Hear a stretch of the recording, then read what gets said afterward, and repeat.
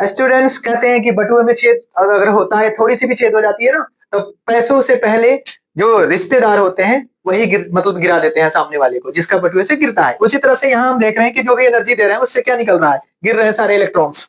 खैर हम उसके बारे में बाद में बात करेंगे। फिलहाल में देखो दो ग्राफ है हमारे पास। हमने इस ग्राफ के बारे में प्रीवियस वीडियोस में हमने बताया था, पढ़ाया था आपको।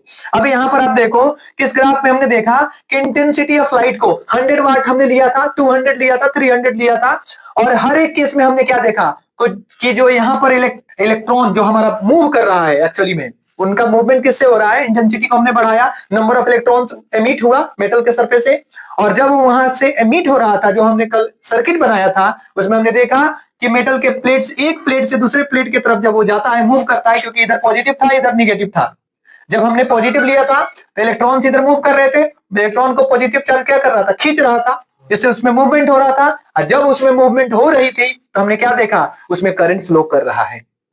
तो जब हमने इंटेंसिटी को बढ़ाया था तो हमने क्या देखा, एक तो नंबर ऑफ इलेक्ट्रॉन भी वहां से एमिट कर रहे हैं, और दूसरा वहां से करंट भी फ्लो कर रहा था। वो भी डिपेंडेंट किस पे हो गया, इंटेंसिटी ऑफ लाइट पे हो गया। तो यहां पर एक पॉइंट हम बोल सकते हैं कि जो एनर्जी एमिट होता है, मतलब जो इलेक्ट्रिक करंट है या फिर नंबर ऑफ इलेक्ट्रॉन जो एमिट होते हैं, वो किसके फंक्शन है, इंटेंसिटी ऑफ लाइट के। तो यहां ध्यान देना स्टूडेंट्स, हमने बोला नंबर ऑफ इलेक्ट्रॉन एंड अब क्या हो सकता है, इलेक्ट्रिक करंट। इलेक्ट्रिक मैं यहां पे करंट को शॉर्ट में ही लिखता हूं, चलो हो गया। Current is a function of, किसके फंक्शन है, ये किसके फंक्शन है, इंटेंसिटी ऑफ लाइट के, इंटेंसिटी ऑफ लाइट।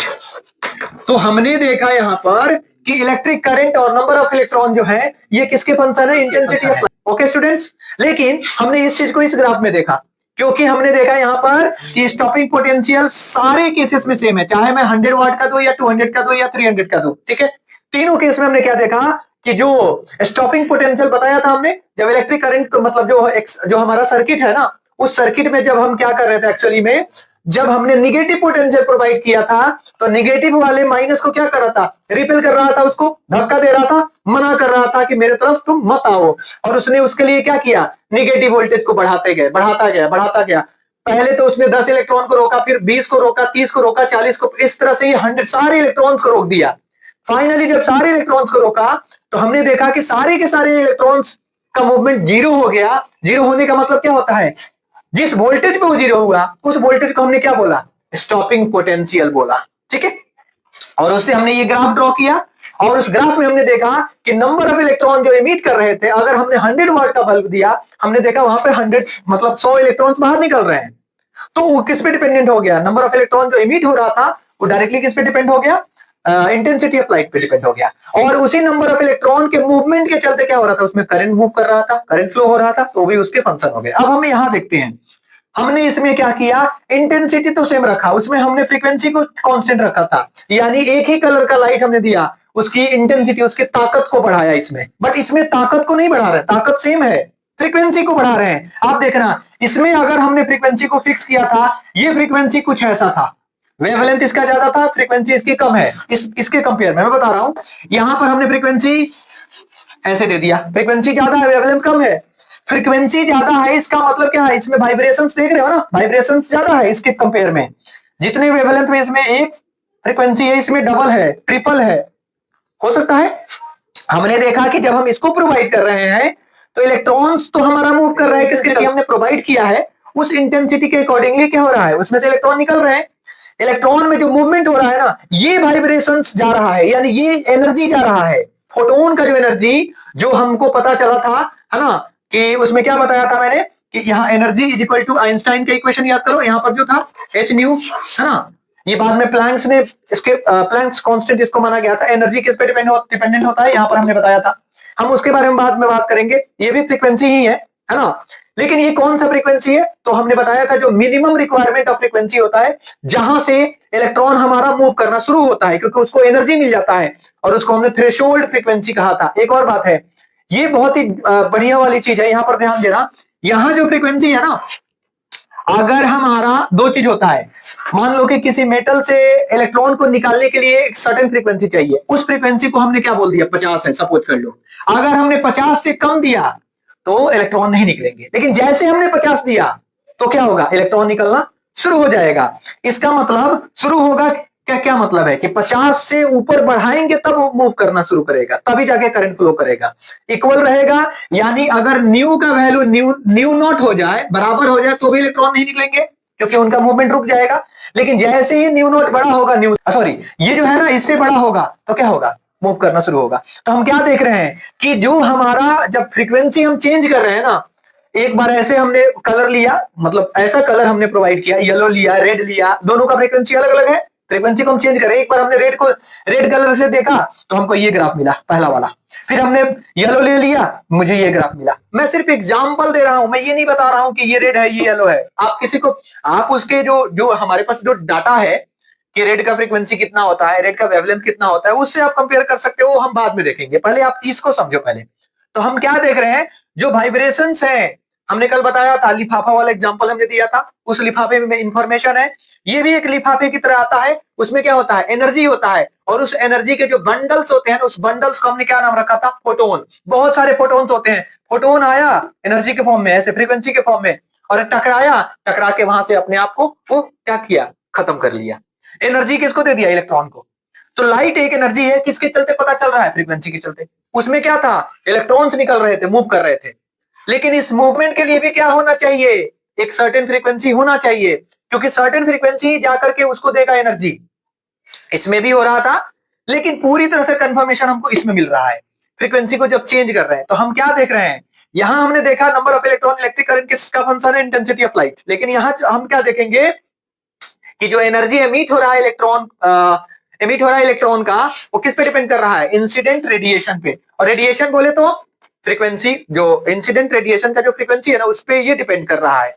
तो यहां जो एनर्जी है वो किस पे डिपेंड कर रहा है, इंसिडेंट फ्रीक्वेंसी एफ, यानी जो रेडिएशन, इंसिडेंट लाइट का जो रेडिएशन है ना, उसका जो फ्रीक्वेंसी है उस पे डिपेंड कर रहा है। इस तरह से हमने जो पढ़ा था वेव ऑप्टिक्स में कि जो हमारा एनर्जी है वो किस पे डिपेंडेंट करता है, इलेक्ट्रिक करंट पे डिपेंड करता है ना, वो हमने उसमें देखा था। ये चीज यहाँ गलत हो रहा है, इसका मतलब वो गलत है, बिल्कुल गलत नहीं है, वो अपने स्थान पे सही है, ये अपनी जगह पे सही है। इसके बारे में हम डिस्कस करेंगे। फिलहाल में जो रीजन्स हैं, failures of this wave theory का जो फेलियर मतलब होने के लिए जो पॉइंट्स हमारे लिए रिस्पॉन्सिबल है, उसके बारे में देखते हैं। तो अगला हेडिंग हम दे रहे हैं, यहां पर देखते हैं अगला जो इसका फेलियरिटी है उसके बारे में, क्यों फेल कर गया, उसके कुछ पॉइंट्स है, बहुत इंपॉर्टेंट पॉइंट्स है, उसको भी समझना जानना जरूरी है ना। अब हम हेडिंग देंगे यहां पर, failure of wave theory, to explain, जो भी हमारा एक्सपेरिमेंट था उसको एक्सप्लेन करेंगे। तो हेडिंग है हमारा failure of wave theory.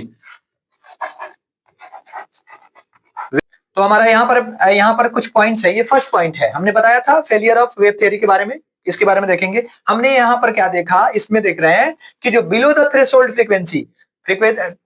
Frequency से कम, चाहे हम इंटेंसिटी कितना भी बढ़ा दें, इलेक्ट्रॉन्स को क्या नहीं मिल रहा है, एनर्जी नहीं मिल रही है, जो ये बताता है which shows that they are not getting energy which is equal to the work function. जब तक वर्क फंक्शन के बराबर हमको एनर्जी नहीं मिलता है, मतलब इलेक्ट्रॉन्स को, तब तक वो मूव नहीं करेंगे। और ये फेनोमेना बताता है वेव थ्योरी का, है ना, कि energy depends upon the amplitude. जो वेव थ्योरी में हमने पढ़ा था कि एनर्जी जो डिपेंड करता है वो किस पे डिपेंड करता है, एम्पलीट्यूड पे डिपेंड करता है, इंटेंसिटी पे डिपेंड करता है। वो क्या है, इज नॉट करेक्ट, ये करेक्ट नहीं है। ये हमारा फर्स्ट पॉइंट था। ओके, अब देखेंगे इसका सेकेंड पॉइंट। चलो सेकेंड पॉइंट में हमने देखा कि इसमें जो है कि अगर हमने इसको, आप लिख भी सकते हो, मैं बोल देता हूं कि very small intensity of light, यानी लाइट की जो बहुत कम स्मॉल इंटेंसिटी जब है ना, तो उसके पास क्या होता है, सुइटेबल फ्रीक्वेंसी होता है। और जब सुइटेबल फ्रीक्वेंसी होगा तो इलेक्ट्रॉन्स को क्या करेगा, इलेक्ट्रॉन्स को बाहर निकालेगा। कहने का मतलब ये है कि अगर हमारा फ्रीक्वेंसी बराबर हो, मतलब उसके लायक हो कि वो निकाल दे, इलेक्ट्रॉन्स को इजेक्ट कर दे, चाहे इंटेंसिटी हमारा स्मॉल ही क्यों ना हो, चलेगा। फ्रीक्वेंसी होना चाहिए, यानी very small intensity of light, it has suitable frequency, is able to eject electrons. ठीक है, और ये भी दिखाता है कि एनर्जी हमारा फंक्शन है किसका, फ्रीक्वेंसी, मतलब किसका फंक्शन है, function of frequency, not a function of amplitude. वही बात है, सेकंड पॉइंट में भी हमने वही चीज रिपीट किया है कि जब हमने, मतलब इसका वाइस वर्सा है, इसमें क्या था, थ्रेशोल्ड फ्रीक्वेंसी कम था, इंटेंसिटी हमने बहुत बढ़ाया था। अब सेकंड में हम बता रहे हैं कि इंटेंसिटी हमारा स्मॉल हो चलेगा, लेकिन थ्रेशोल्ड फ्रीक्वेंसी हमने बढ़ा दिया, फ्रीक्वेंसी हमने बढ़ा दिया, तो वहां से इलेक्ट्रॉन्स बाहर निकल जाते हैं। और ये दिखाता है कि जो हमारा एनर्जी है ना, इसका जो एनर्जी है वो किसका फंक्शन है, फ्रीक्वेंसी का फंक्शन है, ना कि एम्पलीट्यूड का फंक्शन है। अब देखेंगे हम लोग थर्ड पॉइंट्स, हमने इसको बोल दिया था। थर्ड पॉइंट में हम देख रहे हैं, अच्छा उसमें हमने देखा था कि जो हमारा वेव है ना, अगर हमारा लाइट वेव है तो वेव फ्रंट की तरह आ रहा है ना, तो वेव फ्रंट ऐसे करके आ रहा है, जब सरफेस से टकराएगा तो यहाँ 100 इलेक्ट्रॉन्स हैं, और इसके पास जितनी एनर्जी, मान लो 100 इलेक्ट्रॉन्स है, इसके पास 100 इलेक्ट्रॉन वोल्ट है, तो सारे इलेक्ट्रॉन वोल्ट ले लेंगे ना, वहां पे सबको एक एक इलेक्ट्रॉन वोल्ट मिलेगा, और 100 चाहिए उसको निकलने के लिए, समझ रहे हो, तो क्या वो बाहर जाएगा, नहीं जाएगा। उस केस में क्या होगा, यहां पर सारे के सारे सरफेस में जितने सारे इलेक्ट्रॉन्स हैं, सब के सब एनर्जी वहां पर क्या कर लेंगे, डिस्ट्रीब्यूट कर लेंगे, और इस तरह से, और ये कुछ टाइम लेंगे इलेक्ट्रॉन्स, किस समय के लिए टाइम लेंगे, कि मतलब हम बाहर निकलेंगे, बाहर निकलने के लिए कुछ टाइम लगेगा, ये टाइम ड्यूरेशन भी हम बताते हैं, ठीक है। लेकिन अभी आप ये समझ लो कि एनर्जी जो होता है, यहां पर उनको टाइम लग रहा है बाहर निकलने के लिए, तो ये पॉसिबल नहीं है। जब वो टाइम ले रहा है तब वो पॉसिबल नहीं है। इसका मतलब ये है कि लाइट एनर्जी जो होता है वो ट्रेवल करता है स्ट्रेट लाइन में, और जब ये स्ट्रेट लाइन में ट्रेवल करता है, ये तो करेगा ही, लेकिन फोटोन के फॉर्म में करता है, यानी जब भी ये स्ट्रेट लाइन में मूव करेगा ना, तो फोटोन के फॉर्म में करना चाहिए, ताकि देखो एक्चुअली में क्या होता है, ये सरफेस आप समझ लो, ये सरफेस है, अगर बहुत सारे फोटोन्स आ रहे हैं तो फोटोन के पास एच न्यू इतना अमाउंट का एनर्जी है हर फोटोन के पास, तो एक इलेक्ट्रॉन यहां है, एक इलेक्ट्रॉन यहां, एक यहां पर, एक यहां पर, एक यहां पर, एक यहां पर। अब सुनो पहले, अगर हमने फोटोन भेजा, इसको भी एच न्यू के बराबर एनर्जी मिलेगा, इसको भी एच न्यू के बराबर एनर्जी मिलेगा, इसको भी मिलेगा, इसको भी मिलेगा, इसको भी मिलेगा, इसको भी मिलेगा। अगर हर फोटोन्स के पास सपोज कर लो 20 इलेक्ट्रॉन वोल्ट का एनर्जी है, तो सारे के सारे फोटोन्स, एक फोटोन्स तो आएगा नहीं, सारे के सारे फोटोन्स क्या करेंगे, हर एक इलेक्ट्रॉन्स को 20 इलेक्ट्रॉन वोल्ट का एनर्जी देंगे। समझ रहे हो, तो 20 इलेक्ट्रॉन वोल्ट के साथ वो आगे बढ़ेगा।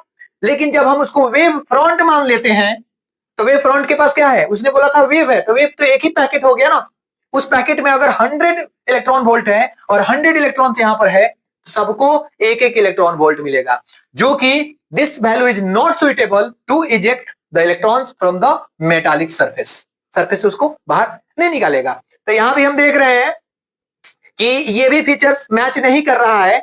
तो ये जितने जो हमने 3 फीचर्स आपको बताया, ये एक्सप्लेन नहीं कर पा रहा है कि लाइट हमारा वेव होता है, ये एक्सप्लेन कर रहा है कि लाइट हमारा एक तरह का पार्टिकल्स नेचर का है, एनर्जी है, मतलब फोटोनिक इसके पास प्रॉपर्टी है, ठीक है। इस तरह से वेव थ्योरी हमारा फेल कर जाता है, मतलब इसके लिए फेल कर जाता है। ओके स्टूडेंट्स, अब हम देखते हैं इसके बाद कि हमारा अगला टॉपिक क्या है, इससे रिलेटेड हम उसके बारे में देखेंगे।